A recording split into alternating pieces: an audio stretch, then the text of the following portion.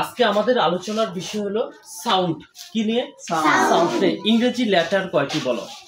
26টি। ইংরেজি লেটার কয়টি? 26টি। এই 26টি লেটারে সাউন্ড কয়টি হয় বলো?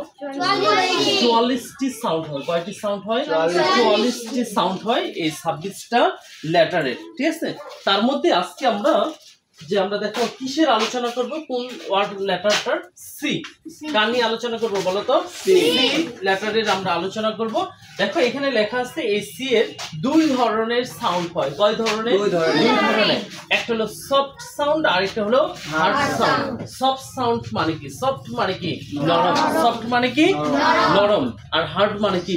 শক্ত, কঠিন। ঠিক আছে, তার মানে সি এর সাউন্ড হবে দুই ধরনের, একটা হলো সফট সাউন্ড আর একটা হলো হার্ড সাউন্ড। আমাদের চমৎকার ভাবে দুইটা রুলস, দুইটা টেকনিক আমরা দেখো এখানে দিয়ে দিচ্ছি যে সি এর পর, কার পর? সি এর পর যদি আই ই ওয়াই থাকে তাহলে সি এর উচ্চারণ দন্ত্য এর মতো হবে। তার মানে সি এর পরে যদি আই ই এবং ওয়াই থাকে তাহলে এই সি এর উচ্চারণ কার মতো হয়ে যাবে? দন্ত্য এর মতো হয়ে যাবে।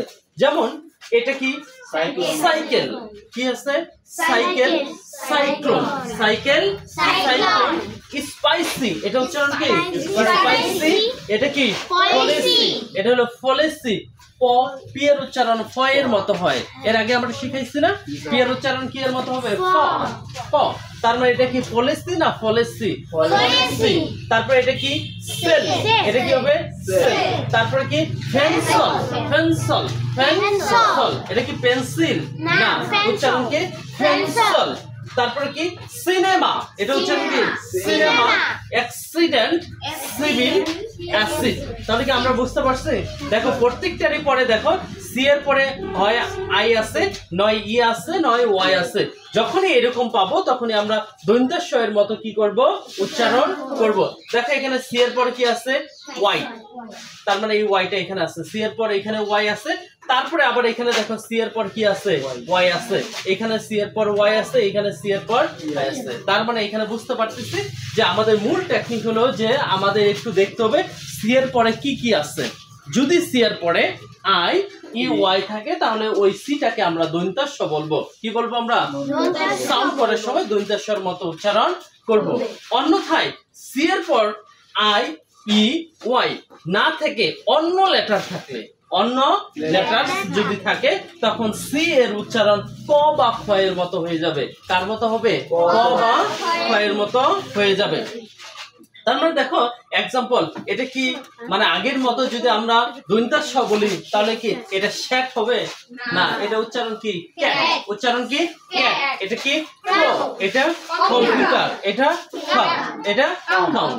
ঠিক আছে, তার মানে আমাদের খুব ভালোভাবে বুঝতে হবে যে উচ্চারণ কোথায় কিভাবে হচ্ছে। তার মানে আমাদের সি এর আমরা উচ্চারণ কয় ভাবে শিখলাম, কয় রকমের শিখলাম?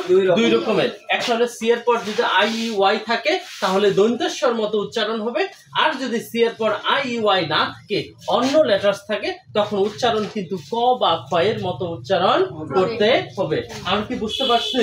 আচ্ছা, যদি বুঝতে পারি এবার আমাদের যে ওয়ার্ড গুলো দেওয়া আছে একটু দ্রুত সবাই একসাথে উচ্চারণ করব। এটা কি? Cycle, cyclone, spicy, policy, cell, pencil, cinema, accident, civil, acid. Good. এবার মানে ক বা খ এর মতো উচ্চারণ হবে। এটা কি? এটা এটা তাহলে কি আমরা কি বুঝতে পারছি? তাহলে কখন সি দন্ত্য হবে, কখন সি ক বা খ এর মতো উচ্চারণ হবে। এখন যখন আমরা মানে কোনো স্টোরি, কোনো প্যাসেজ আমরা রিডিং করব বা আমরা যখন স্পোকেন ইংলিশের যেটা আমরা ব্যবহার করব কথার সময়, যখন স্পিচ দিব, ঠিক আছে, তখন আমরা এই জিনিসটা অবশ্যই আমাদের কি করতে হবে? মাথায় রাখতে হবে কখন দন্ত্য আর কখন ক। আমরা কি সবাই বুঝতে পারছি? Got it, got it. Okay, thank you so much. আপনারা যারা আমাদের এই ক্লাসগুলো আমাদের এই চ্যানেলের মাধ্যমে দেখতেছেন, আপনারা যদি নিয়মিত আমাদের এই ক্লাসগুলো দেখেন অবশ্যই স্পোকেন ইংলিশ আপনাদের অনেক দূর এগিয়ে যাবে এবং অবশ্যই আপনারা ভালো করতে পারবেন, এটা আমরা প্রত্যাশা রাখি।